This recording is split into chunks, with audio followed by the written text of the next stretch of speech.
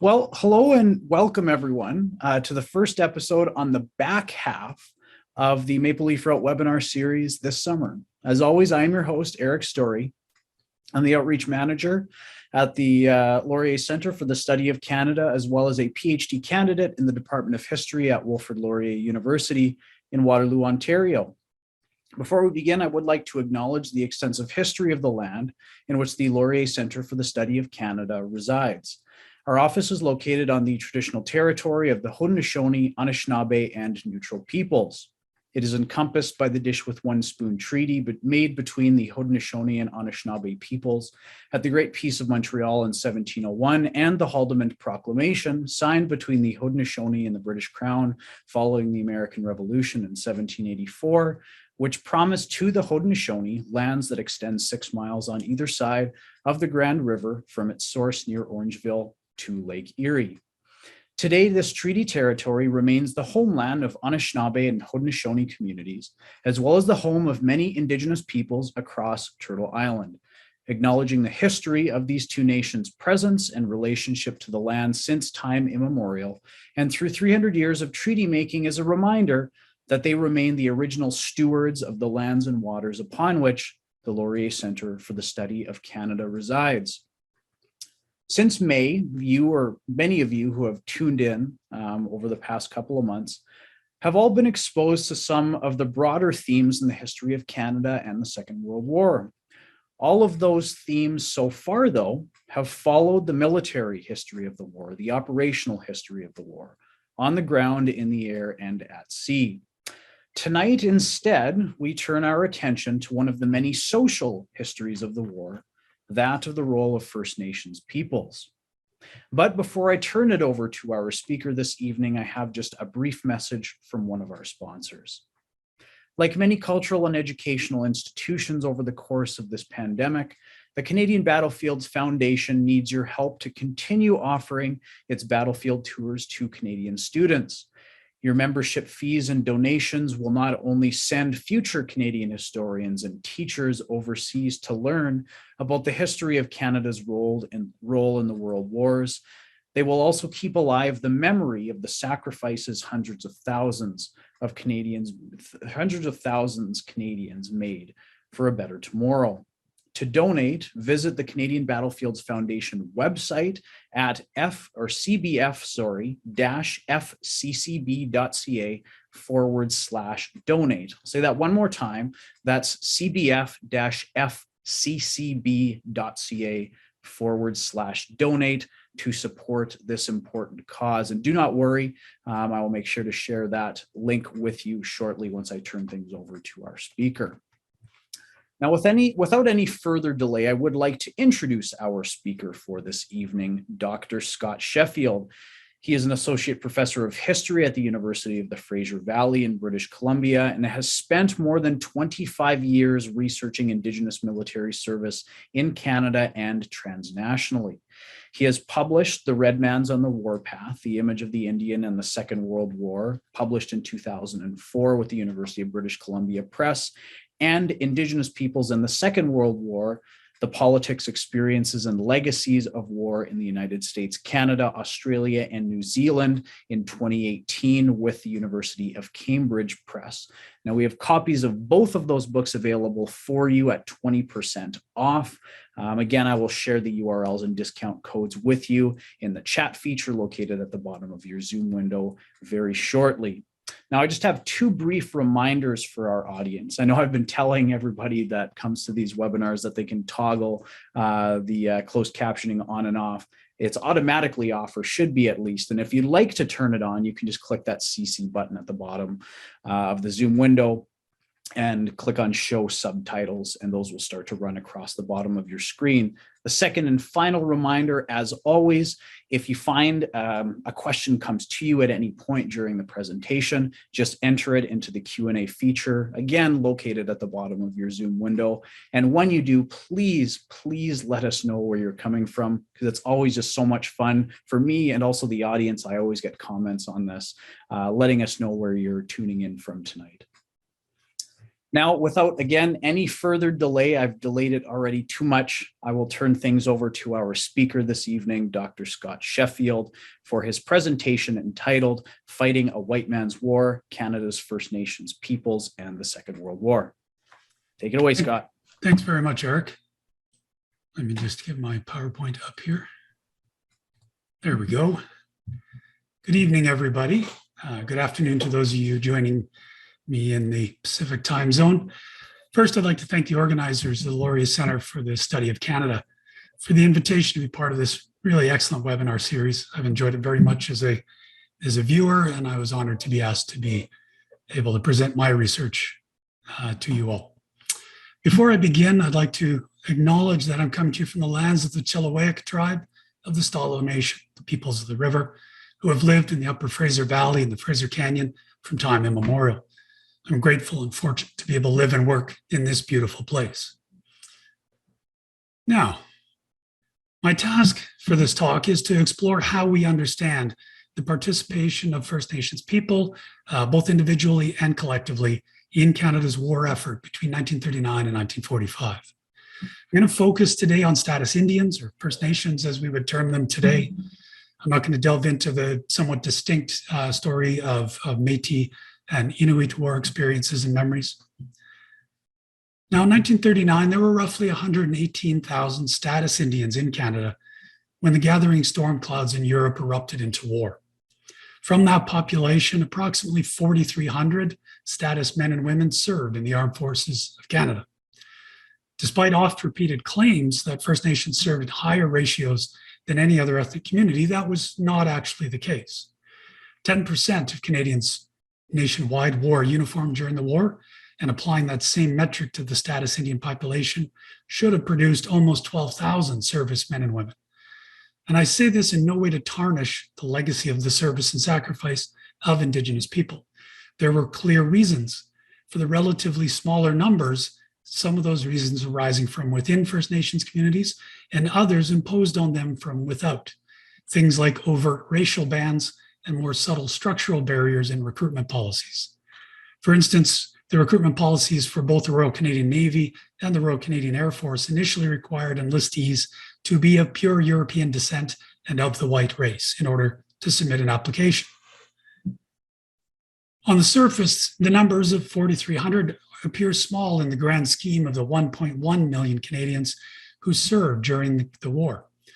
But in many ways, their impact of the 4,300 on the relationship between the First Nations and Canada, or Canadians, has been out of all proportion to their size. In part because, surprisingly, during the war, Canadian society took note of First Nations military service and patriotic Homefront support of the nation's war effort. Knowing that Indigenous and other minorities in Canada were stepping up alongside the mainstream society was reassuring for Canadians. And half a century later, First Nations veterans would campaign successfully for recognition and redress of their grievances over their veterans' benefits after the war. And their efforts would help to return Indigenous people and Indigenous military service to the national consciousness.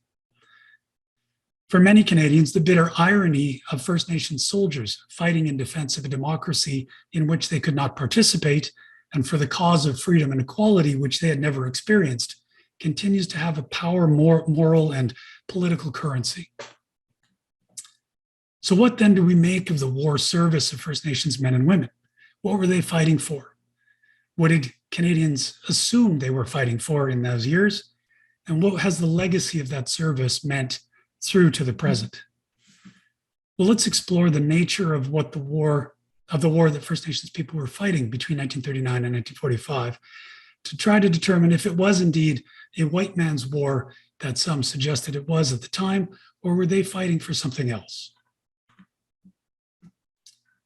First step in this process is to look at why Indigenous men and women volunteered to fight, possibly even die in service of a society and a state that had seized the lands of their communities and continued to oppress and marginalize them through the early half of the 20th century.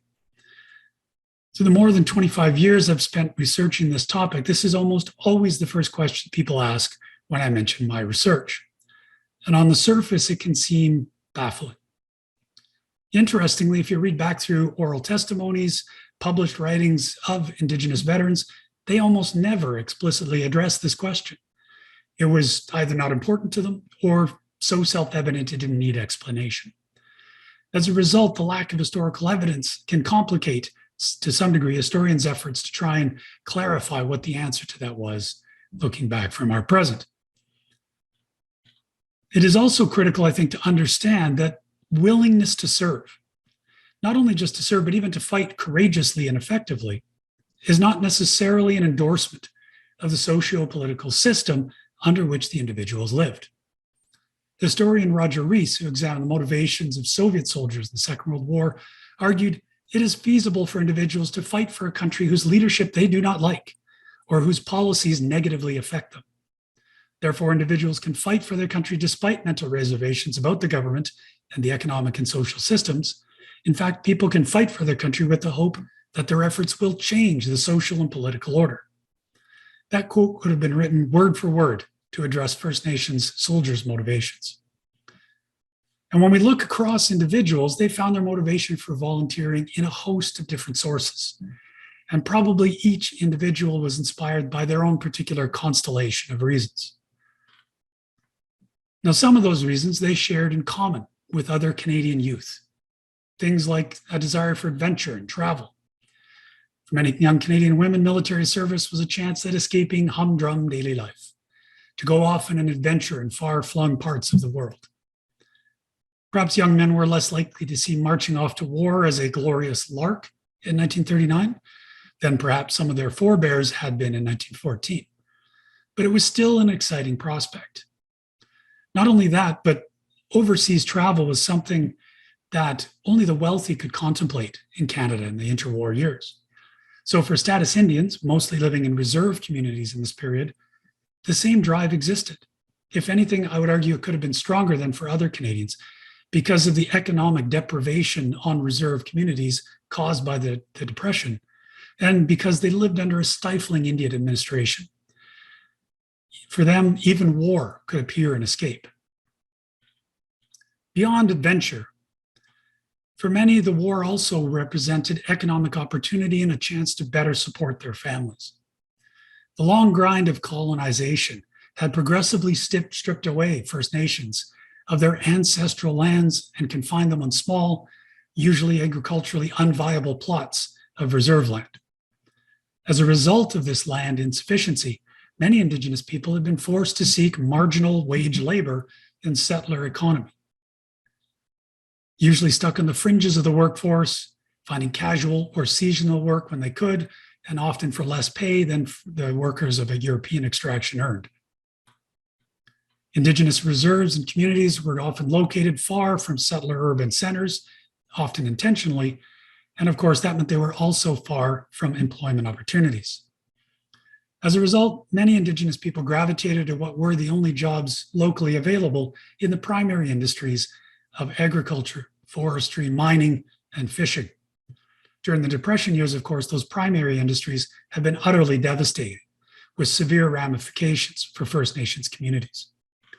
Add on top of that, the inherent and endemic racism in Canadian society in those years, and First Nations workers often found themselves the first to be fired and the last to be rehired.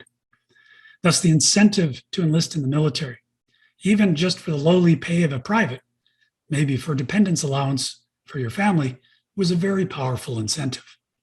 One Indigenous soldier recalled, "Well, I joined the army to make money.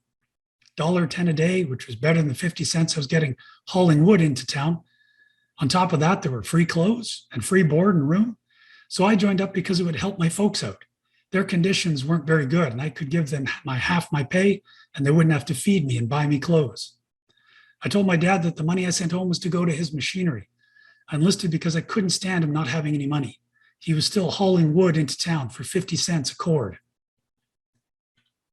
Beyond economics, many young men and women faced peer pressure, or at least the fear that they would be left behind when all their friends went to enlist. One Stalo veteran recalled, "A lot of my white friends got into the air gunners, and that's where I wanted to go. But when I tried out, I was rejected. All my white friends were accepted, but I was rejected. So I thought I got to try and get in through the back door, and I was told, try the army. So I did. And the Army accepted me so fast I never even got to go home to visit my family, straight to the barracks. Indeed, in some communities, it seemed that every male of military age was joining up. There are a number of communities with exceptionally high rates of enlistment. The Cape Croker Anishinaabe in Ontario had 53 men and women enlisted, 3 more rejected for medical reasons, and 9 in the Veterans Guard from a population of only 471 at the midpoint of the war, far in excess of the 10% national average. There was also a sense of patriotism and duty that compelled some Indigenous men and women to go into an enlistment center. Now, patriotism can sometimes be a problematic concept to apply to Indigenous peoples, given their experience of colonization and continued marginalization. Indigenous patriotism, in fact, may well have looked distinct in some ways from settler patriotism. But the notion of patriotism motivating men and women to sign up for military service, in fact, transcends nations and cultures. And many Indigenous people developed their own very clear sense of purpose to participate in the war and believe passionately in the fight against fascism and totalitarianism. In one anonymous letter to the newspaper, the Indian Missionary Record, one individual argued that Indigenous people needed to stand up and fight for what we believe is a righteous and a just cause. We therefore take it upon ourselves to share the burdens of our white brothers, even though it means war, and to do our utmost to overcome what may threaten to take away all that is dear to us. Patriotism could, for some Indigenous people, have meanings also towards their own lands and nations, in addition to, or in some places, instead of, the settler state. Peter Gladue wrote a passionate letter after being rejected when he tried to enlist, expressing his sincere concern for the dangers the war presented to everyone in Canada, including his own people. Today and on is our chance to save our children. Their lives is beyond to helping them of winning this big flame of fire coming toward us in a world war. Today, every stitch of everything is needed, and beyond, all children of Canada of all points should now look in future, if they love their children and their lands, to help winning this terrible war. A man is fit for war should now go and stop this big flame of fire coming to burn our children and their lives. And anyone not fit to go should help on every penny to help those people who are fighting for us all. While the English language may have been a little bit uncertain, the passion behind the sentiments expressed was undeniable. Now, of course, as scholars, we spend a lot of time trying to dig into the motivations, always looking for the analytical lines that are going to help to explain this. But we also need to leave room for spontaneity. The bulk of Indigenous volunteers were young males between the age of 16 and 25 years of age. And like young males the world over, impulsiveness rather than careful consideration may have shaped many decisions to enlist, which is a nice academic way of saying that sometimes young men do dumb crap without thinking it through. Henry Beaudry from the Sheepgrass First Nation in Saskatchewan left his reserve to work on a farm in the spring of 1941. And in May of that year, he went into the town of Paynton. He saw a sign at the post office that said, "Join the Army and see the world." He decided to do that. I went into the post office and just signed my name. That same evening, I was in a train going to Saskatoon. So not everybody invested that decision with lengthy consideration and careful assessment. Now, all of the factors that I've talked about so far would have shaped the decision-making of non-Indigenous youth just as much as they would Indigenous youth. But there were a number of factors that were unique to Indigenous youth. For some, there was consideration of treaties and a sense of obligation as a result of those. Others, communities still had a long-standing historic connection to the British Crown. That also was a compelling factor. One chief from Burns Lake, BC, wrote to the Indian Affairs Branch, "We are all on our feet marching with the soldiers. We Indians do not know what we are fighting for. King George have called up all the boys to protect him. Our Indian boys have taken up a very difficult task. They may not all return home at all." And for those communities that had conducted treaty negotiations with agents of the Crown during the 19th and early 20th centuries, many believed that military service was an appropriate way for them to uphold their end of what they viewed as sacred covenants. even though no such terms were formally written into those agreements. There was also the issue of warrior status. Some First Nations communities sustained cultural structures within them that encouraged military participation or valued that participation in war because of the warrior status thereby conveyed. Historian James Dempsey noted in connection with the First World War that within the Plains tribes, warriors were the keepers of social philosophy and tribal ceremony. Yet because these tribes had not been involved in a war for a number of years, the young men were not able to obtain warrior status. At the same time, the number of older men were rapidly declining, thereby leaving a void in the society's social and religious structure. The First World War had thus provided a renewal of warrior status for young men who went to serve, and in that way bridged sustaining those traditional beliefs through to the Second World War for those communities who found warrior status important. The adaptation of modern military service to continuing warrior traditions constitutes what historian Tom Holm refers to as the nativization of the military. He speaks in a US context, but I think the terminology works here as well. Nevertheless, I think it is important to guard against essentialized stereotypes of Indigenous people as somehow natural warriors or somehow inherently warlike, which were views that were commonly articulated during the Second World War. Not all Indigenous communities shared this veneration of the warrior. Another important element that I think was distinct to the Indigenous people that volunteered was that this could be seen as a political act. Volunteering in military service is a public, visible, and richly symbolic thing to do in a democratic society. And that was definitely the case for Indigenous people, particularly because, in fact, they were not fully fledged citizens within that democratic society.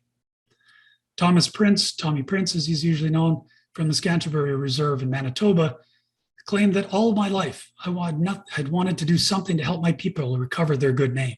I wanted to show they were as good as any white man. And Prince enlisted and wore his Indigenous identity on his sleeve, trying to be the example to change people's attitudes by his own courageous actions. That drive would make him a highly decorated soldier during the Second World War, and in fact, through almost 2 terms in Korea as well. But not every recruit was a political crusader. So we need to be careful about projecting that rationale on every Indigenous youth that walked into an enlistment center. While military service may have been the most visible and high-risk means of participating in the Second World War, First Nations engagement in the war effort was not just about bulletproof young men marching blithely off in search of adventure. A broad spectrum of First Nations people and communities participated in the Canadian war effort in ways that drew in virtually every segment of these societies. For example, Stalo children from the Kokolitsa residential school here in Chilliwack served and knitted goods suitable for wartime causes. In southern Alberta, Blackfoot elders used traditional and ancestral knowledge to point out ancient buffalo jump sites so that younger community members might dig up old bones that were wanted by the government for the war effort.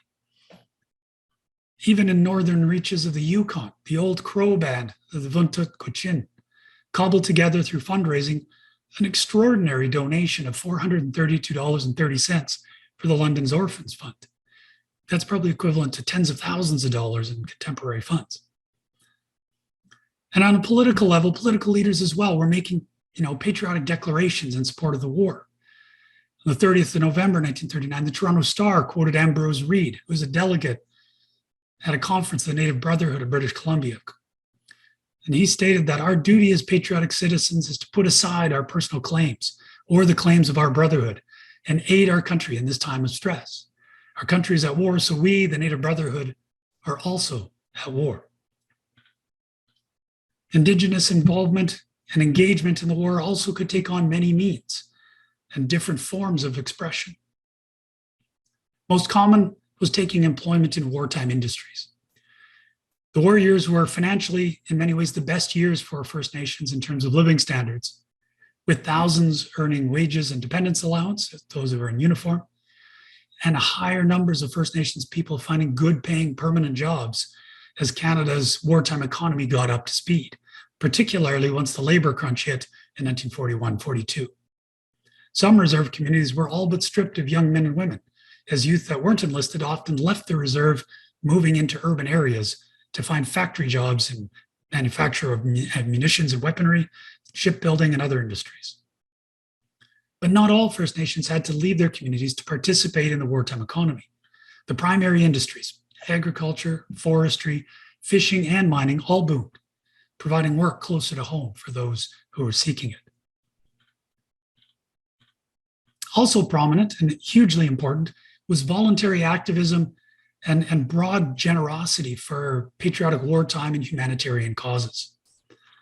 This was actually recognized by the Regina Leader-Post newspaper, which noted that generous donations to the Red Cross, purchase of war savings stamps, money for the purchase of an ambulance, band funds diverted to the war cause, sports days and bazaars, socials and teas, donations even of cows, knitting of socks and sweaters, all war work. First Nations and communities all across the country gave generously. Many were purchasing victory bonds in the patriotic campaigns.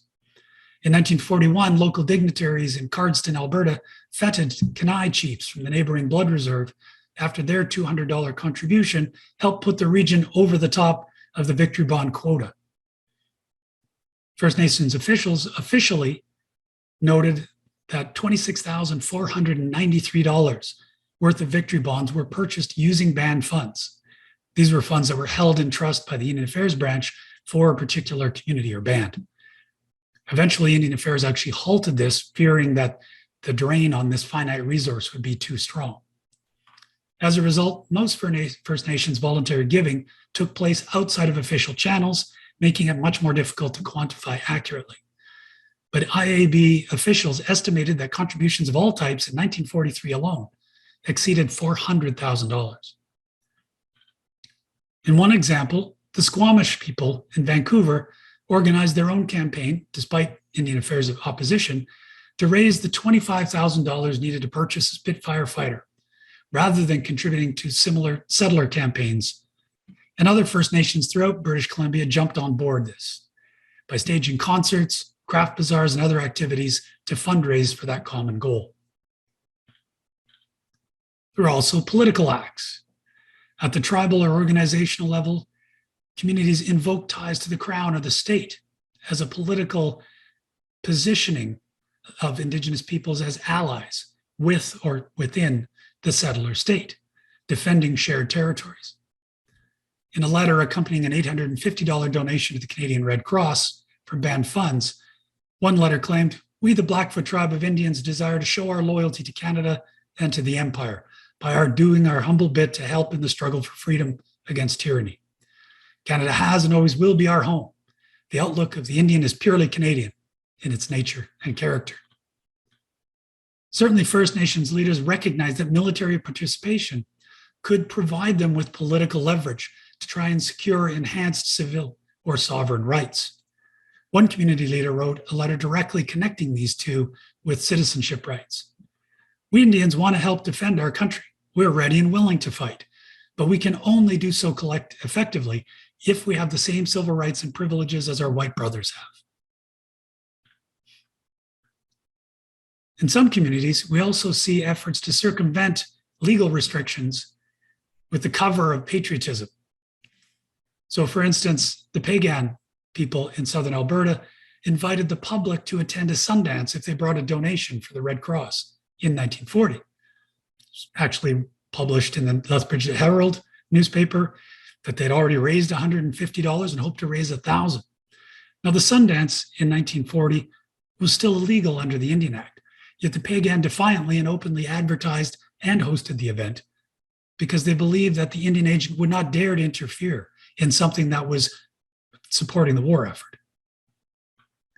Now, across all of these actions, from across a broad swath of First Nations societies, I think it suggests that the level of engagement in the war effort was very broad, but it was also complex and diverse. And yet there's no doubting that it was genuine and deep. But not every action was aimed at increasing Indigenous involvement in the conflict. First Nations efforts to participate, to secure the right to enlist if they chose, were not a blank check for either the settler state or for the armed forces. There was, in fact, huge variability in responses to the war within and between Indigenous communities. Many First Nations communities were quite indifferent to the idea of supporting the war effort or fighting overseas. Russell Modeste of the Kwawachin First Nation on Vancouver Island wanted to do his bit and enlisted.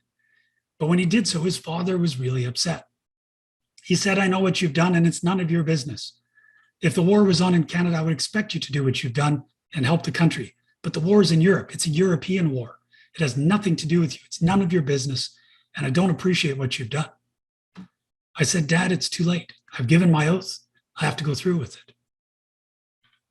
In some remote northern regions, some First Nations communities remained largely ignorant of the world's troubles, buffered by their relative seclusion, as well as by government decisions as the war went on not to bother calling up First Nations people from these northern and remote territories, or to conscript.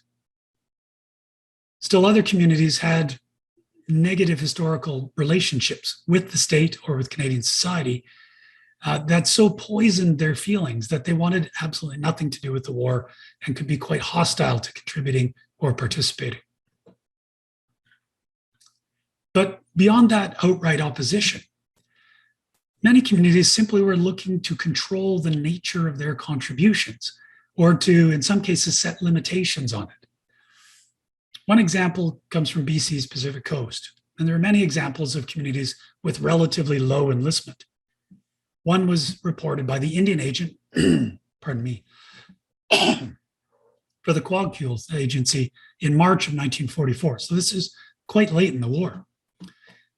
He noted that from a population of 1,270, only a single man was serving overseas. 4 were in general service in Canada, 2 were NRMA conscripts, also serving in Canada, and 106 had requested and gained deferment from compulsory military service because they had essential economic jobs in the Pacific Salmon Fleet. But the agent was quick to go on and point out that the Indians are very loyal. At the outbreak of the war, many Indians tried to enlist in the naval service as they felt that they were best suited to serve in this branch of the service. A great many of them volunteered their services. Some spent considerable sums of money going to recruiting offices, only to be turned down. To this date, no registered Indian has ever been allowed to enter the Canadian Navy. It is this discrimination against the BC Indian that has made them oppose being called up and put in the Army, a branch in which they do not wish to serve. Since the beginning of the war, the Indians as this agency have supported the war effort to the best of their ability. They've purchased thousands of dollars of victory bonds, given freely to the Red Cross cause, and many have joined the Pacific Coast Rangers for home defense.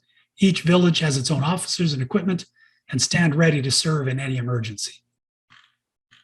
So in this case, the inability to see their service find success in the Royal Canadian Navy, their preferred branch, because they were coastal peoples, forced the community to instead shift and transform their energies into other avenues. But it didn't necessarily mean they turned their back on the war effort or rejected contributing altogether. In another example from Montreal, Robert Yidlin articulated this in a letter to Indian Affairs, requesting information and help in locating a job. In that letter, he said, "Although I am an Indian, I'm willing to help as much as anyone else with the defense of our country. And if I'm not obliged to join the Army unless voluntarily, I think that I would be helping the defense of our country just the same if I could get employment in some of the war industrial plants here in the city." There was resistance, most of it passive, that was widespread and which persisted throughout the war all across the country. And this arose across a range of issues, many of them tied to the war: wartime taxation, national registration, national defense use of Indigenous lands, and across other topics, all of which added on to longer standing grievances with the federal government over reserve lands, governance, band structure, and membership, and treaty rights, amongst others. But nothing else provoked the enduring and vehement protests as did conscription. most of which came in the form of written protests and petitions sent to the federal government, to the Prime Minister, to the British government, to the Crown. One such letter from the Cree at the Pas, Manitoba, who had filed a protest over conscription, concluded by trying to reassure the government that they wish to be understood that we are not disloyal. Any treaty Indian who wishes to join the army can do so. We will not stop him. We would be glad to see him go help our king and country. And a similar message came from Mi'kmaq leaders as well, likewise, who passed a unanimous resolution at Wakokama in August of 1942, seeking an exemption from conscription, but reassuring the government that when this is granted, the Nova Scotia Mi'kmaq, through their leaders, will be urged more than ever to serve through voluntary enlistment and otherwise. Other communities tried to test the government's efforts to conscript status Indians in the courts. This happened in Quebec, where Harris Smallfence, a Mohawk man, tried to stop himself being called up for military service. He lost his case and was forced then to report for military training in late 1943. The most severe case of opposition actually broke out into violence in the Kahnawake Reserve near Montreal in November 1943, where RCMP attempts to apprehend draft dodgers twice provoked skirmishes with hostile crowds, resulting in the second case in 3 Mohawk being shot before the Mounties withdrew with their captives.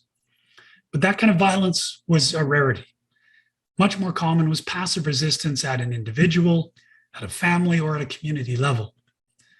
So, for instance, when the National Resources Mobilization was passed in the summer of 1940 and the national registration was held in August, many First Nations refused to register because if they did, it would require them to comply with compulsory military service in Canada. Thousands, in fact, in the Six Nations of the Grand River Reserve in Southern Ontario refused and continued to refuse for years, about half the population. Many others registered because if you didn't have a registration card, you couldn't work. But subsequently, when they received a call notice to report for a military exam or military medical exam, refused to appear, sometimes with the support or collusion of elders and community members who hid or covered for the young men. This type of passive resistance was common in almost every province from coast to coast throughout the conflict. Now, balancing out against that discussion around opposition, it's also true that the majority of those who were called did eventually submit themselves for a medical exam, and if they were qualified, for military training. Now, this resistance, this vehement resistance to conscription arose from several different root causes. One of those was traditional values that were ubiquitous amongst Indigenous communities. Traditionally, service in a war party to take part in conflict was always a personal choice. There were always social pressures, but it was always a personal choice. And so many Indigenous populations found it really appalling that a man could be compelled to serve against his will. Beyond that, there were also verbal treaty promises made by some of the Crown treaty negotiators during treaty negotiations in the early 19th or late 19th and early 20th centuries that status Indians would never be conscripted. And these promises were remembered in many Indigenous communities. Mrs. Paul Noon alluded to these treaties in a letter to Indian Affairs in 1940, requesting papers of exemption for my 2 sons, as I don't want them to be soldiers. Queen Victoria had made a promise to all the Indians here in Canada that Indians shall never go and fight again. Some Indigenous leaders pointed to pragmatic concerns about shrinking Indigenous communities, losing young men they couldn't afford to. But the most prevalent issue raised by First Nations opponents of conscription was the marginalized place of status Indians in the social and legal landscape of Canada. Pardon me, frog in my throat. Nobody phrased it as eloquently as did Kainai chiefs from the Blood Reserve in southern Alberta, who in a petition to the federal government said, why should we be asked to go when we only live in the empire and are not a part of it?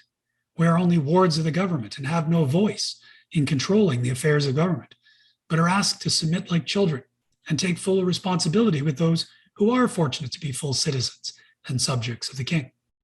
Surely, if our young men are good enough to wear the king's uniform and take their place with others, they should have full right to say with the others when and where Canada should fight. In a different petition from British Columbia, the leadership of this community spoke passionately about the burdens of the war, especially taxation and military service, being shouldered equally by the First Nations. Yet they, the surrounding communities, never even let us in the hotel or in the beer parlor and so forth. If you're not going to give us the same privileges as the white people, then we want you to bring the Indian boys back to Canada. If the Indian boys are going to stay overseas, then we want to mix with the white people like one. That last part of this really spoke to the morality, the dubious morality and legality of forcing people without any of the privileges and freedoms of citizenship to fulfill its most dangerous obligation. Put another way, one community's leaders wrote that as wards of the government, we submit the ward should not be asked to fight for the guardian. Now, as with the efforts of First Nations individuals and communities to be able to take part in the war effort being complex and varied, so too are the efforts to constrain their levels of participation or to control the nature of their participation. Opposition against the aspects of the war effort in Indigenous communities was not an all or nothing affair. Instead, it was situational, fluid, and measured. For example, the Six Nations of the Grand River discovered that the Air Force, without any prior consultation, was interested in seeking to acquire a piece of their reserve in early 1940, and had even begun surveying. The Band Council voted, in fact, to oppose any lease of land and managed to successfully fend off the Air Force's efforts to acquire this piece of property. Only a couple months later, Germany's armies crushed Denmark, Norway, the Low Countries, and most stunningly, France in rapid succession, leaving Canada as Britain's ranking ally and forcing Canadians in the summer of 1940 to confront the uncomfortable reality of total war. The Six Nations experienced that same shock, and that same Band Council quickly shifted its stance and made a voluntary offer of a large portion of its reserve lands for an army training camp, asking, in fact, only a nominal $1 rent as a patriotic gesture, given the dire turn of the war situation. So in diverse circumstances, what we see are Indigenous people protesting, cajoling, resisting, acquiescing, and making declarations of loyalty and support in what was a complex dance with various state agencies.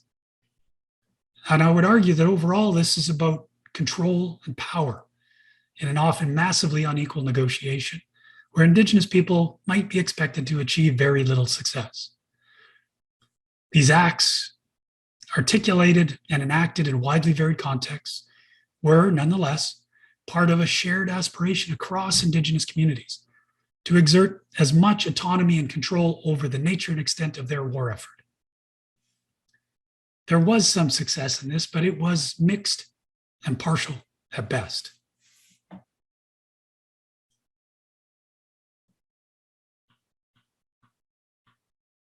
So, what did Indigenous participation in the Second World War mean? I've spent much of my career exploring these events, trying to understand these questions. And ultimately, it depends on whom and when you ask. Now, Canadians during and at the end of the war had really taken note of First Nations contributions to the war as a result of extensive press coverage. And this would combine with First Nations military service, and that's challenging symbolism, to spark a national conversation in Canada, beginning in 1943 and lasting into the post-war, that gradually transformed into a somewhat uncomfortable self-examination of the country's treatment of status Indians. This was unusual. Before the war, Canadians largely ignored the First Nations and their issues. But when Canadians started looking in 1943 and 44 and 45, they didn't like what they saw. The public debate became increasingly critical of the legal and social restrictions under which Indigenous people lived.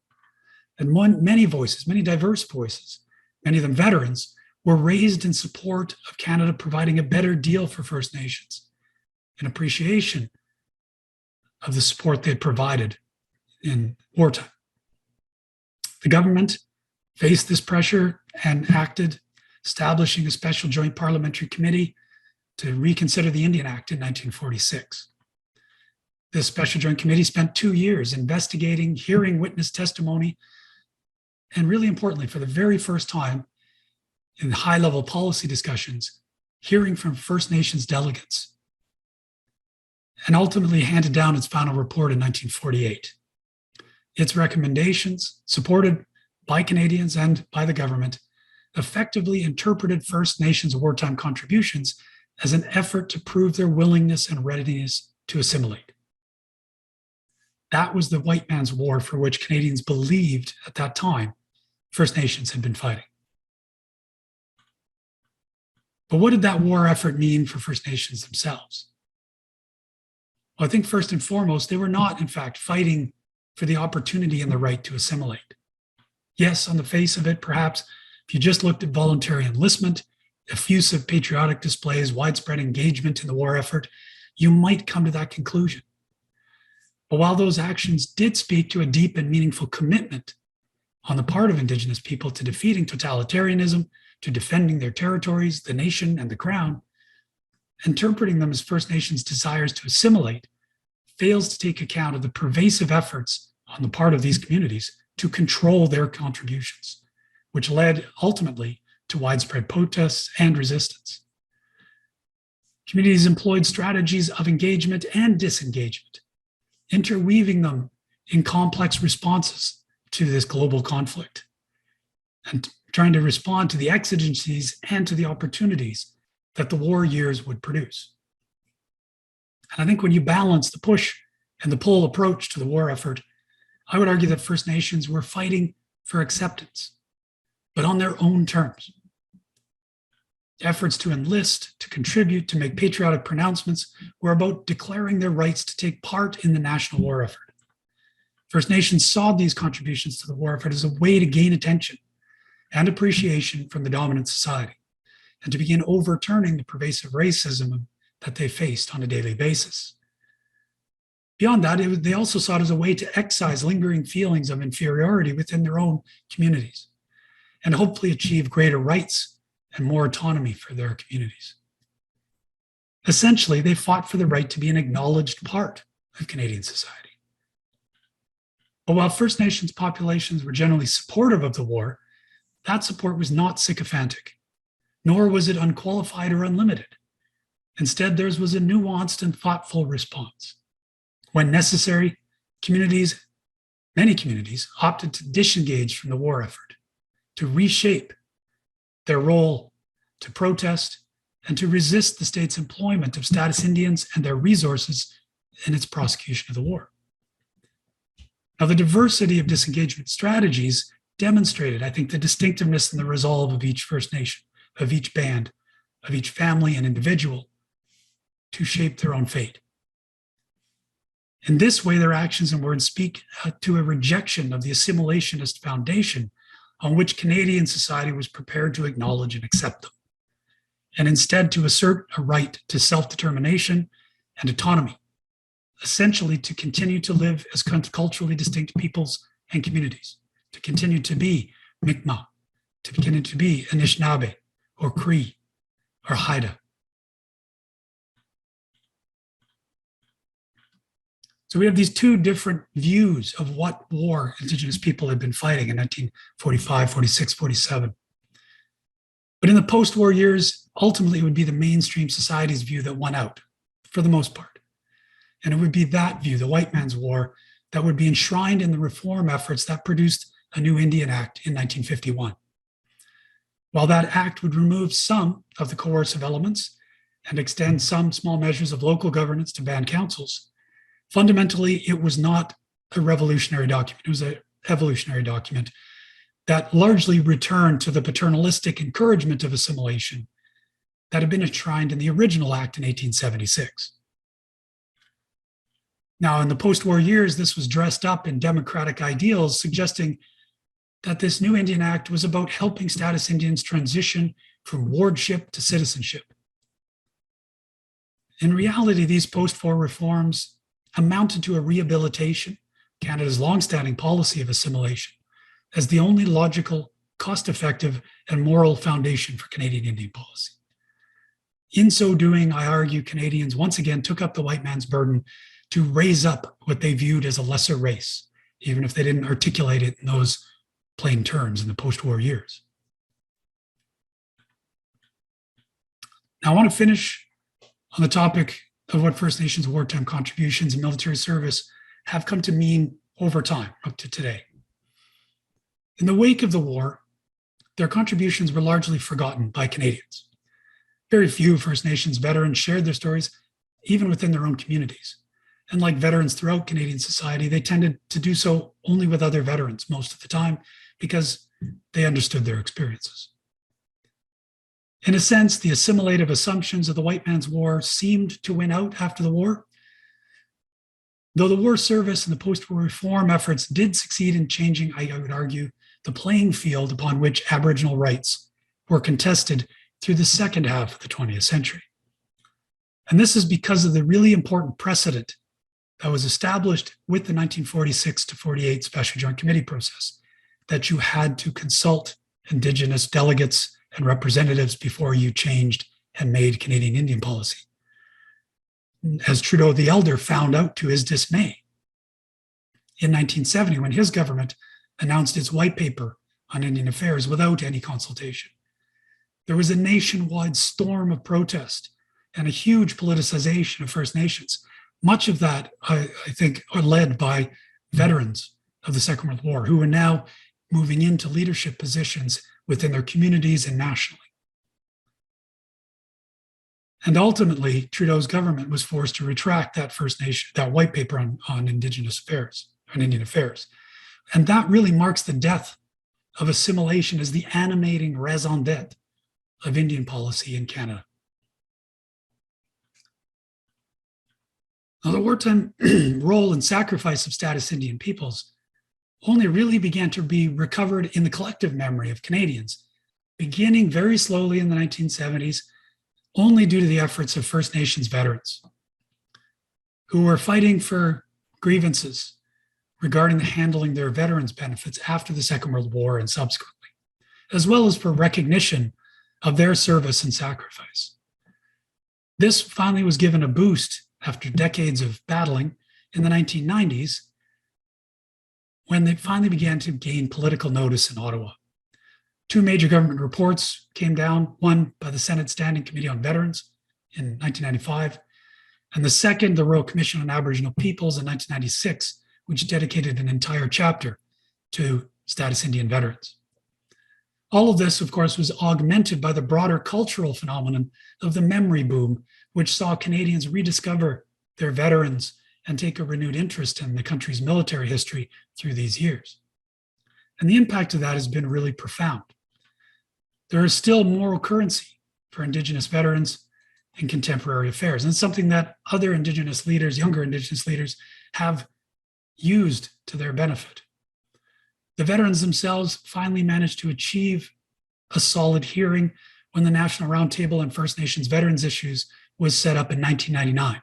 This was a coming together of the Assembly of First Nations, of First Nations veterans organizations, and the three relevant government departments, National Defence, Veterans Affairs Canada, and Indian and Northern Affairs, to assess what had happened.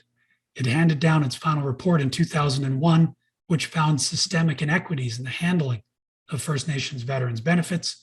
And based on those findings, the federal government offered an apology in 2003 and a compensation package to surviving status Indian veterans and the spouses of deceased veterans. But beyond those specific efforts around veterans' grievances, there's a major growth in the inclusion of Indigenous personnel and sacrifices in national and local acts of remembrance across the country and overseas. Recognition also of Indigenous spiritualities in Remembrance Day services, as well as government support for Indigenous ceremonies and acts of remembrance. And in so doing, First Nations veterans and communities have, in many ways, reclaimed their war history and its meaning. And I think they've begun to achieve what Indigenous people fought for in the Second World War: the right to acceptance and to recognition on their terms. Thank you very much. Well, thanks a lot, Scott. That was a terrific talk, very powerful, and a great way to, I think, to end it by bringing us all the way up to the present. I wonder what I'm going to do, I think, to start is just kind of pick off some of the shorter questions as I usually do. And then we can kind of, as we go along here, we can answer some of the more the answers or the questions that will require some more deliberation. So there were a number of questions around the idea or around the Royal Canadian Navy excluding First Nations peoples. I wonder if you could speak to that history a little bit, why that decision was made and, when that policy was changed. Sure. Both the RCN and the RCAF, when the war breaks out, their recruitment policy documents borrowed wording from their parent organizations in Britain that contained the phrase of pure European descent and of the white race. And those policies were enacted in Canada by both branches of the military. Now, I found documents in as early as November 1939 that suggested that Indigenous people were exempted from that. They were honorary European citizens for the purposes of Air Force recruitment, but the Royal Canadian Navy remained lily white until 1943. The RCAF actually drops its color line in late 1942. The Royal Canadian Navy follows suit in the spring, March, memory serves, of 1943. Though I did find indications that even though the practice was formally removed, it was sustained in practice in large measure in the years that followed. Kind of adding to that question, Scott, a question from Stephen Fochuk, asking a question of, we often have these individuals, I think in the First World War, Francis Pegamagabo comes to mind as kind of the stand-in or the representative soldier. But he wonders in the context of the Second World War, of course, we have Tommy Prince, which you alluded to. Were there any other equivalents in the Royal Canadian Navy or in the Air Force once that kind of blanket ban was lifted of kind of these, I guess, heroic soldiers or those that have come to stand in for the experiences of other First Nations peoples in those different branches? Yeah, that's an interesting question. Certainly within the Army and the overwhelming majority of those who served in the Second World War did in fact serve in the Army. Some did manage to get into the Navy and the Air Force even before the color ban was dropped.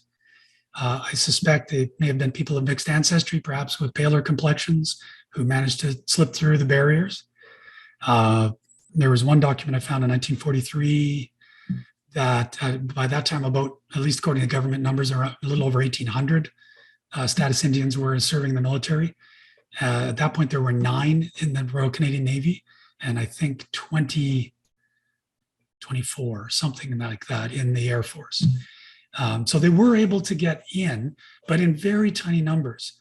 Even in the Air Force, even though the racial ban was lifted for status Indians, the Air Force had very, very high standards for health and for education. It was a high-tech service, and so they needed people who had completed high school. Well, if you're a status Indian in the intra-war years, only 3% of status Indian children completed high school. So right away, you cut out almost the entire status Indian population. And then, widespread outbreaks of tuberculosis, trachoma, and a host of other communicable diseases, which were rampant in Indigenous communities in the interwar years, also often would disqualify them from service. As a result, we have a very tiny pool of Indigenous personnel in those other forces. And to my knowledge, I've never run across a publicized case of particular individuals who were recognized with awards, promotion in the same way that we find for many Indigenous service personnel in the Army. Scott, I wonder if we could maybe take a step back for this next question a little bit and talk about terminology, because I think that, as time has passed, we've added different words to describe Indigenous peoples. So I'm wondering if you could perhaps note the difference between, Indigenous, Aboriginal, status Indian, and First Nation. Sure. During the war years, the term would have been Indian, would have been widely used. Occasionally Native as well was the frequent terminology of the day. Those terminologies began to fall out of usage at least in common usage by the later 20th and early 21st century, replaced initially by Aboriginal as a descriptor. Now, Aboriginal people is still used today. It has a constitutional and legal meaning. It's entrenched in our Charter of Rights and Freedoms, that Aboriginal rights are protected. And Aboriginal peoples include our three different groups: First Nations or Status Indians, Métis, and Inuit. So it has a very specific meaning. Even today, the term Indian continues to have a legal terminology. We still today have an Indian Act, we have Indian status, and we have Indian reserves. So that terminology has not gone away, but it's used in a more narrow legal sense now. And increasingly, the terminology that Indigenous people themselves have come to utilize, for, at least for First Nations, has been the First Nations, which speaks to the political aspiration to themselves as nations and to their priority and autonomy. And so it's most commonly used for the groups that were status Indians. Today, Indigenous is a very used catch-all term. It incorporates, as Aboriginal does, Métis, Inuit, and First Nations in a broader sense, and in fact, transnationally. It's part of the reason we use that term for my transnational book, where we looked also at Maori, at Aboriginal Australian and Torres Strait Islanders, and Native Americans. Each country, each community developed its own terminology. And so Indigenous is usually the most widespread common terminology, and then First Nations, Métis, and Inuit for things that are specific today. Thanks, Scott. That's a really good kind of differentiation and discussion of all those different terms. If anyone is interested in learning a bit more about these terminologies, because I know it can be a little bit overwhelming. There is a lot of terminology that we're throwing around. There's a really good book by Chelsea Vowell, books called Indigenous Rights, rights as in WRITES, who kind of breaks that down in even more detail than Scott has done, that I would highly recommend anyone who wants to learn more about kind of, these definitions and terms in a bit more detail. And I also want to just mention, I meant to say right at the top of the Q&A session, just to remind folks too that, if you want to buy Scott's book, Indigenous Peoples in the Second World War, or Red Man's on the Warpath, I did include the information in the chat feature at the bottom of your screen there, but I'll make sure to share it again at the end for those that might have come in a bit late and maybe didn't catch it in the chat. I'll move back now, Scott, to some of the questions from the audience.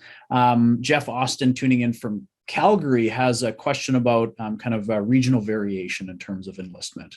And he's curious if there was kind of any noticeable differences between, say, the Pacific Coast, the Prairies, Central Canada, and the Maritimes. Yeah, there's a huge variation actually from one region to the next, and also from communities within regions. So, a lot of the West Coast communities, as I mentioned, had relatively lower rates of enlistment. For reasons that I talked about, but also because many were involved in the wartime economy, particularly in the Pacific Fishing Fleet. Many of the places that were emptied by the internment of the Japanese population in British Columbia in 1942 were filled by Indigenous men and women, the men in the fishing fleet and the women in the canneries. And so where there were economic opportunities outside of military service, those could really shift the dial one way or another. And yet, the Kootenai Agency in southeastern British Columbia, where I grew up, that community had massive rates of enlistment, again, much beyond the national average. So even within British Columbia, you have huge variations. And there are variations also across the plains. A number of the prairie regiments had relatively high numbers of Indigenous personnel, China Rifles, Calgary Highlanders, Loyal Edmonton Regiment, all of those Saskatoon Light Infantry had quite high numbers of many Cree, Blackfoot community members that enlisted and served in them. Six Nations, really interesting case. The Six Nations were bitterly divided within them between those that cleaved to a traditionalist longhouse religion and a sovereignty, a Six Nations sovereigntist position politically, and those who supported the elected Council and were a little more engaged and willing to work with the federal government. And so you had immense resistance within the communities on that reserve to the national registration and conscription, and that you also had immensely high voluntary enlistment from that community. Several hundred Six Nations from that reserve enlisted during the war. Mi'kmaq rates were well over 10% in the Maritimes. Parts of Quebec had relatively lower, again, maybe in line with some of the surrounding French Canadian community that where enthusiasm for war service maybe was lower, was also influential for some of those Indigenous communities who were less enthusiastic and perhaps had options in terms of wartime industry to find employment. I find that case of Six Nations, the Haudenosaunee, such an interesting case, because I was just reading this today, and I don't know if you came across this. I'm sure you have in your research, Scott, of how on the American side, you have a chief officially declaring war on behalf of the Haudenosaunee in 1942 after the bombing of Pearl Harbor. I'm curious because, and again, why it's so interesting is because the Haudenosaunee, for those who don't know, kind of borders the Canadian and U.S., or Canada and the U.S., kind of it overflows on both sides. Plus you have the differentiation between the Ontario and Quebec border as well. So I'm just curious, Scott, if you could speak more about, how that kind of transnational nature of Six Nations and this declaration of war on Nazi Germany by the American chief, how that was kind of negotiated amongst different parts of Six Nations and the Haudenosaunee Confederacy. Six Nations actually really do. The Haudenosaunee make a really interesting case study because there are parallels in the way that they responded in both countries. The declaration of war, there was even talk that, in fact, it hadn't been rescinded at the end of the First World War, so they almost didn't need to make it in the Second World War because it was still technically in force. And there were similar divisions within the communities in upstate New York.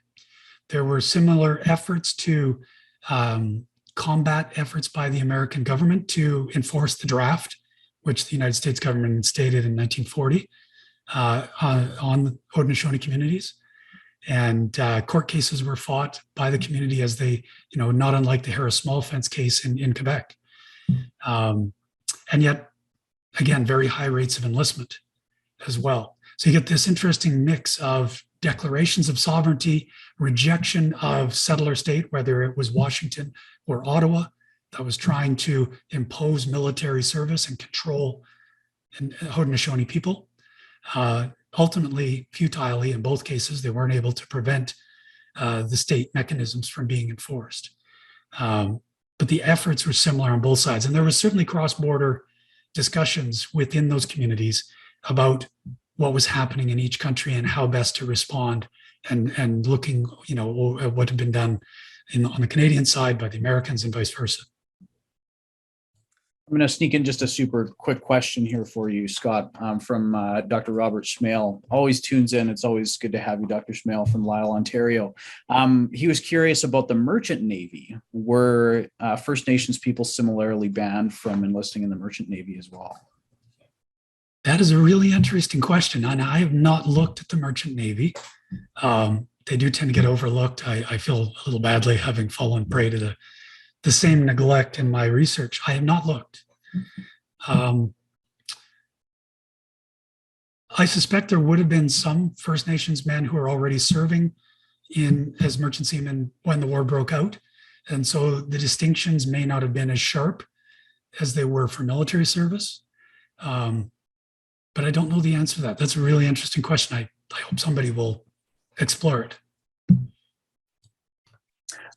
Next question comes from Dave Alexander. Dave, I should know where you're coming from because you always ask good questions, and you always tell me where you're coming from, but you didn't include it today.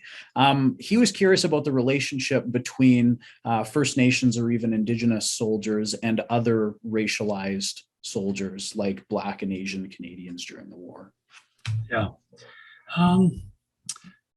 You don't see a lot of discussion around that. Part of the challenge, of course, is that during the Second World War, Chinese Canadians, Japanese Canadians, and South Asian Canadians were all kept out of the armed forces. by and large. Some Chinese Canadians were enlisted for service with British SOE in Southeast Asia, but there wasn't room for them by and large within the Canadian military. And so once in the military, effectively Indigenous soldiers were being integrated into an overwhelmingly Anglo or Euro-Canadian institution.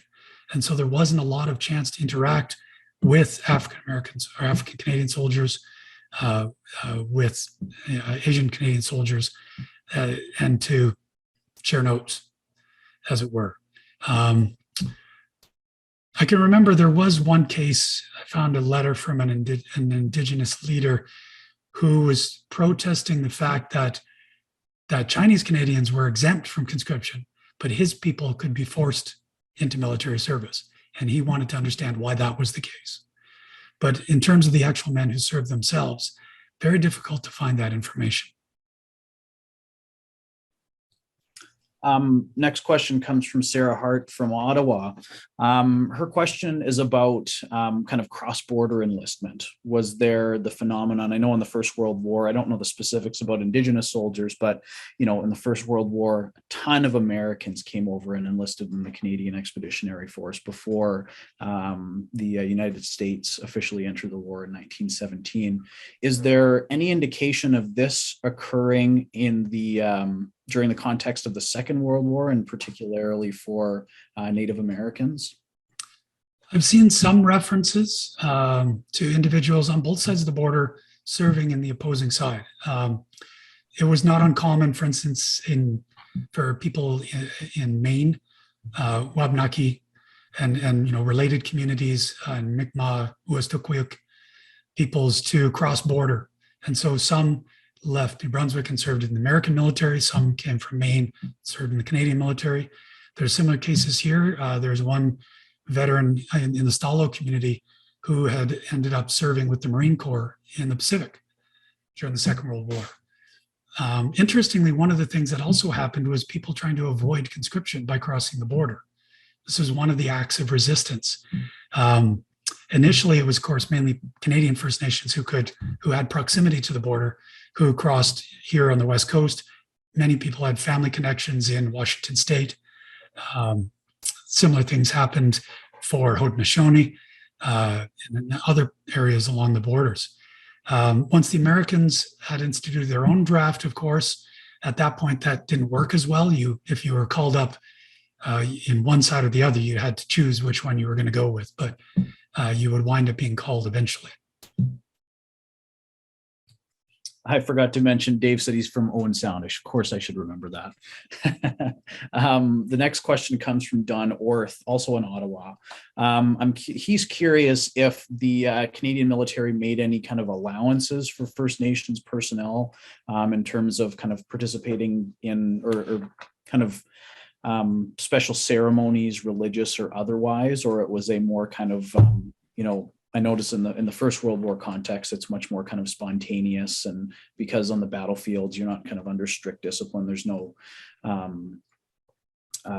especially in the midst of fighting, there's not kind of any sort of, there's no way to really clamp down on things that might be perceived as, out of line. But was there, similar instances of spontaneity in terms of customs, Indigenous customs, or were there any allowances made? Not that I've seen. I haven't seen any reference to, at least within the Canadian experiences, to allowances made for Indigenous cultural practice or anything of that nature. The military was all about, and I use the term assimilation, but it's in a totally different context than the Indian Affairs branch assimilation. If you were enlisted in the infantry, you had to be assimilated along with everybody else into a military standard of behavior, conduct, and expectation.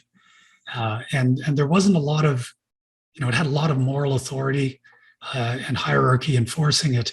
And so at least through basic training and the early stages of service, there wasn't a lot of room for making space for that. And I don't think I've run across anything that the military explicitly did to make room for that, either in the Army or in any of the other forces, nor even in recruitment. We did see that a little bit in the First World War, with the efforts to recruit all Indigenous segregated battalions.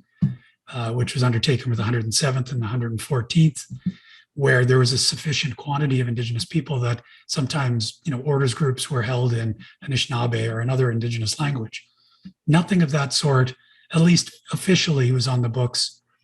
The Canadian military itself did not experiment with using Indigenous languages for code talker units in the same way, for instance, that the Marine Corps in the United States did with the Navajo, and the US Army did with a wide variety of different Native American nations.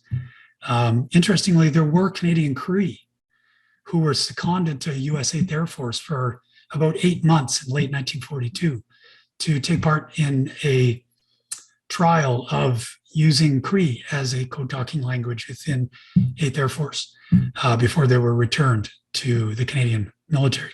But as far as I know, there was certainly nothing official. It may have been that some of those units that had, let's say, large numbers of Plains Cree in them might have informally used a number of men to use Cree, for instance, use their language for communications, for quick, difficult to break communications, but nothing formalized. And the last kind of few questions I want to ask, Scott, let's perhaps turn to the post-war period, or at least thinking about the end of the war. So I got a question here from Mark Cube from Edmonton. Mark, I apologize if I got your last name wrong. I'm pretty sure I pronounced it different last time. So his question is specifically about kind of community ceremonies when learning of a soldier having died on the battlefield.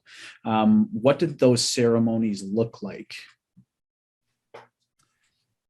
Varied by community. Many communities, while the soldiers themselves undoubtedly had some ceremonial activity, they may have taken medicines with them, they may have taken things with them to help them along their journey that would have been traditionally utilized.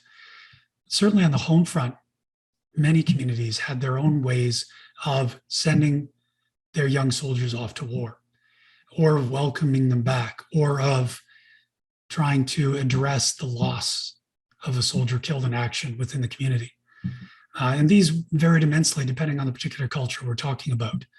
One of the things I find really interesting is that for soldiers coming home from war, many communities had different variations on ceremonies to welcome a warrior home from battle and to cleanse them. There was a perception that to go out and to kill and to witness violence was dangerous, that tainted an individual's spirit, and that they needed to be cleansed and purified before they could return to the community in a good way.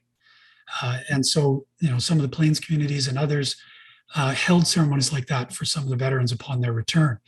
And there's been some interesting work done on this, particularly in the United States, by Tom Holm, who's a Native American scholar. He was working primarily on the Vietnam War and Indigenous veterans returning from that. But at the utility of that for returning soldiers to that maybe help them work through some of the post-traumatic stress disorder and other mental injuries that they returned home with, to deal with them in some ways maybe even more effectively than was the case for non-Indigenous soldiers who often just returned home without any sort of supports or help in place, and with an expectation that you just got on with life, whatever that looked like. There's a couple of questions in here that I'm just not exactly 100% sure about. So Philip, if you could just re-articulate your question for me one more time. I'm not exactly sure what you're asking. And then there's an anonymous question on here, not really a question, but more of a comment saying that I've never asked one of your questions before, and I really want to, but I don't know which question you asked. So if you could write it in there one more time for me, I'll try to fit it in here at the end. The commenter from Kingston. Next question to you, Scott, comes from the director of the center, Kevin Spooner here in Kitchener-Waterloo, talking about some of the work that Whitney Lackenbauer, your colleague, has done, and you have two on the expropriation of Indigenous lands during and after the Second World War. He's just curious how kind of common practice this would have looked like, and perhaps even if you have an idea of how much land was actually expropriated in total. During the war, it was not common Whitney's book is the authority on this for sure, Battlegrounds, that looks at Indigenous use or military use of Indigenous lands over the 20th century. During the Second World War, there are a number of instances, primarily in Southern Ontario, in part because when the military was looking to expand training facilities and base areas, there was not a lot of available land that was deemed underutilized or unused, or was, because of market conditions, inexpensive, except for reserve communities. And so a lot of focus actually tended to fall on reserve lands in Southern Ontario, like Haudenosaunee at Six Nations and the Grand, but also, of course, most famously, the Stoney and Kettle Point Reserve, which became, or portions of which became Camp Ipperwash during the war, an infantry training center, and which, at least according to the members of the community and some of the documentation, there's suggestions that that was promised to be returned at the end of the war, but it wasn't, remained in military hands for a long time, subsequently became, I think, a provincial park, and then became the subject of an intense political debate standoff and the death of an Indigenous protester at the hands of an OPP officer in 1995, I believe, 96, Dudley George. That's the most contentious of the cases of military use, and in this case, seizure of Indigenous lands. In other cases, there was lands leased, I believe, for the Tsuut'ina, the Sarsi on the edges of Calgary. Some of their lands were leased for military use, if memory serves. But it was not a common practice in other parts of the country. There was not quite the density of population, and the military had more success in finding available lands for building an expansion of bases and training centers that weren't necessarily reserve land. Norma Graham from South Bruce, Ontario, has a question, wants you to expand a little bit more on kind of the political activism of Indigenous veterans after the Second World War. Perhaps giving some examples of instances that you really noted in some of your research. It's an interesting phenomenon. At least in Canada, the immediate post-war, we don't see a lot of Indigenous veterans active as political leaders. And part of the reason for that is because of the political structures in Indigenous societies. The political leadership tended to be older individuals, elders, who held leadership positions. And the men that returned from war were, most of them still very young. They were, within their own cultural context, too young to take on leadership roles. They were still important, though, for more experienced political leaders as symbols. And so one of the things that we see, for instance, is when provincial delegations were put together to go to present to the Special Joint Committee in 1947 and 48. The Manitoba delegation brought as one of their delegates Tommy Prince, because he had a high profile. And because, again, trying to make that direct connection between we served in the war and we want a better deal now. And in many ways, Tommy Prince was kind of the living embodiment of that, even if he was not necessarily the focal point of the delegates in terms of how they presented their case. And so we don't see those men shifting into more senior leadership positions until later in the 50s and in the 1960s. And this is still not really well documented. And so there's a certain amount of assumption here. Robert Innes at USask has done some work on Métis veterans and First Nations veterans in Saskatchewan that suggests that they were beginning to find themselves in leadership positions by the later 60s. So the reaction to the white paper, the campaign to have Aboriginal rights enshrined in the Constitution and in the Charter of Rights and Freedoms in 1982, a lot of those leaders were probably veterans. But we haven't had that research done to explore that connection explicitly yet. But from the transnational work I've done, that pattern holds in the United States, in New Zealand, and in Australia as well. That many of those Second World War veterans were too young, many of them had young families. They were just trying to keep life going and hearth and home together. They didn't have time to, on the side, because you weren't paid to be an Indigenous activist, to carry on campaigns in support of enhanced rights and a better deal and more autonomy for their community. And that's interesting because it kind of stands in perhaps not stark contrast, but a little bit different contrast, a bit of a different context in the First World War, it seems anyways, in that in the research that I've done, it's very clear that Indigenous veterans, even during the war itself, from about 1917, and especially 1918 and 19, used the war as a catalyst to, create the League of Indians of Canada, for example. Veterans were very much a part of that. Francis Pegangabo came back home and became chief of the Perry Island Band in 1921, I think it was.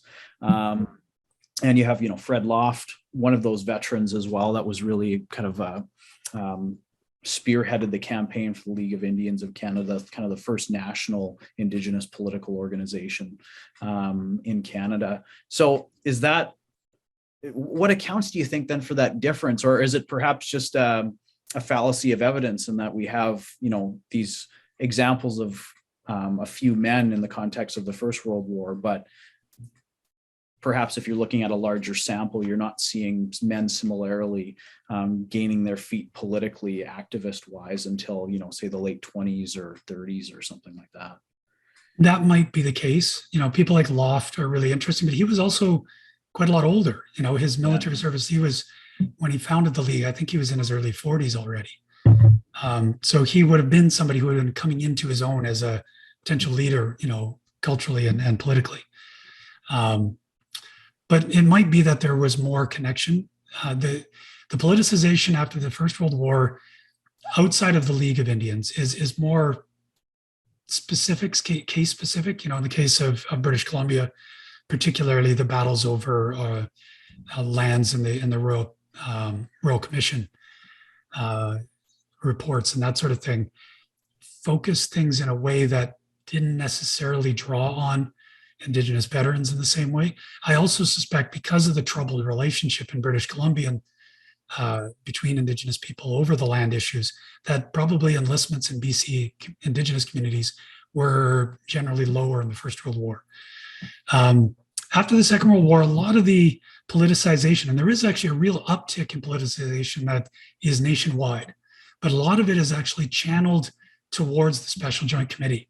One of the things that happens is, for the very first time, Indian Affairs actually tries to encourage the formation of political organizations in Indigenous communities, because they need to have somebody to produce legitimate or delegations that could be perceived as legitimate to carry the case. And they decided to do this provincially for Western Canada, for Ontario. And then the commission traveled for for Quebec and the Maritimes. And always before this, Indian Affairs had tried to delegitimize Indigenous activists like Loft, tried to forcibly disenfranchise him, and used other means to try and destroy these political organizations. Suddenly, they not only take their hands off, they actually start encouraging them. And so a lot of this gets funneled into what become new provincial level organizations, some of them built off the legacy of the League of Indians. So you still had the Saskatchewan and Alberta leagues operational. They became the provincial representatives that sent delegations to the Special Joint Committee in 1946, 47, 48. But for a lot of other places, this was new.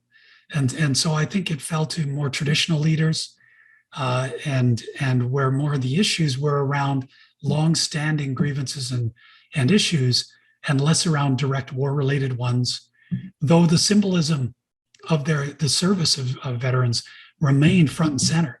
You see Andrew Paul, really prominent BC activist from the Squamish people, speaking to the Special Joint Committee. He was the first Indigenous delegate to speak there, conjuring the cadences of In Flanders Fields in his talk, to evoke that sense of connection between military service and the need to do right by Indigenous people in the post-Second World War period. So that connection was there, but for me, I don't think very often it was directly connected by the individuals themselves. It was more the symbolism of what they represented. I'm just going to fit in one more question here, Scott, just because this anonymous actually served in the CAF and is at Kingston right now. He got his question here right at the end. He's got a couple of questions. I'm sorry, I'm not going to be able to ask all of them, but I'll ask the first one, and that was how Indigenous soldiers were integrated into the infantry, and were there, any examples of Indigenous specific battalions or sections or groups or anything like that? Really good question. And no, in the Second World War, there was not. In the First World War, there were attempts to create two segregated Indigenous units, 107th and 114th Battalions. One of those, pardon me, 107th Timberwolf Battalion was transitioned to a Pioneer Battalion and did serve briefly in 1917, Battle of Hill 70, before it was decommissioned and reintegrated into the engineering units. In the Second World War, the Canadian military was themselves not interested in creating separate segregated service for any sort of, it was inefficient in their minds. Indian Affairs did not propose or encourage this because they saw it as they saw military service as like the very best assimilation engine they could possibly have. So they were tickled to see Indigenous, the status Indians, heading off to serve in the military.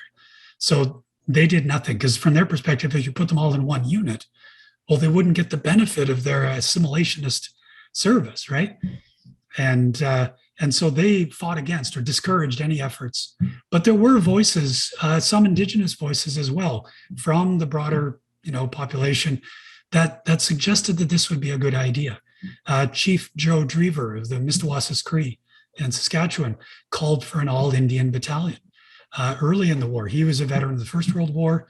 He wanted to see that for the political, the visibility of that if you had a separate Indigenous battalion, that the service of Indigenous people would be visible, and that the political implications of that would be more profound. And there were similar rationalizations for that.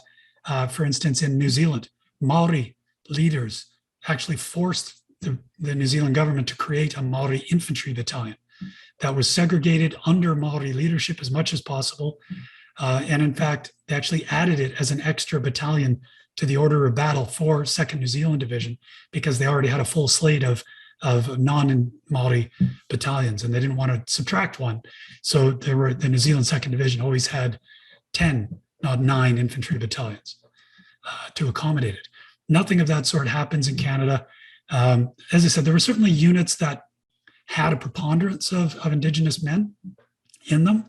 And the Indigenous soldiers themselves talk about those, meetings and talks with other Indigenous soldiers being a comfort place to reconnect with culture and language, sometimes to reconnect with home. And so they were important for them.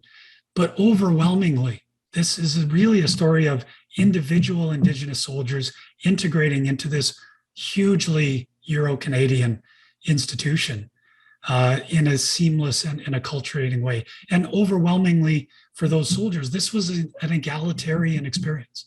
They were very much accepted as one of the boys, treated as equals, and valued for their courage, their abilities, and their character, and their background didn't mean jack shit. And if you were in a foxhole with somebody and you were confident he had your back, you didn't care. And so that was a new experience for those Indigenous men, and they spoke really almost universally warmly about that integration into the armed forces. Well, Scott, I hate to end it there, but we are at 9 o'clock. I know there are a few more questions in the Q&A.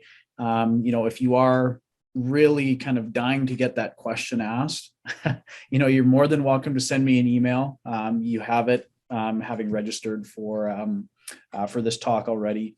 And if you do send it to me, I will send it on to Scott, and he will reply to it in good time. Absolutely. So, Scott, I just want to say thanks again for, giving your time this summer to us. I know this is kind of vacation time for everybody. So we really do appreciate you agreeing to come on and speak to us about your research you've been doing for the past 25 years. Yeah, it's kind of weird, actually. Can't believe it's been that long. I'm shifting on to other stuff now, but after that long in the topic, it's hard to leave it behind. Yeah. Well, and for those who don't know, Scott's kind of working on a new project looking at British Columbia and the Second World War. So make sure to keep your eyes out. I'm sure there will be an article and a book and probably more coming out in the years ahead. So we're looking forward to seeing that. Thanks very much. So looking ahead, everyone, we only have 2 events left. I can't believe it, in the Maple Leaf Route webinar series this summer. So the next one is going to take place in 3 weeks on the 10th of August at our usual time slot, 7:30 p.m. Eastern Time. Marie-Eve Vaillancourt of the Juno Beach Center will be discussing the Battle of Dieppe in memory and the Juno Beach Center's new exhibit, From Dieppe to Juno. It should be a great presentation, so I hope you all will tune in. You can register for it actually immediately after tonight's webinar. As soon as you shut down your webinar, you'll be redirected to our website and the registration page for all of our talks, so you can register for it there. If you enjoyed tonight's webinar and are looking to see what else the Laurier Centre for the Study of Canada has in store for you beyond just webinars, but in terms of podcasts and journal articles, books, blogs, conferences, you can go again to our website. Again, you'll be redirected to it at the end of this webinar. Scroll down to the bottom of the page and you can enter in your contact information, your name and your email. And from there, you'll get a few periodic emails from us every couple of weeks or so, letting you know of the things that are going on and things that you might enjoy to read, listen, watch, or attend. So other than that, I just want to say thanks to you all for tuning in. As always, we really appreciate it. We hope to see you again, in 3 weeks for our second last one, and again our last webinar at the end of August. But in the meantime, I hope you all take care, and we'll talk to you soon. Have a great night. Thanks again, Scott. My pleasure.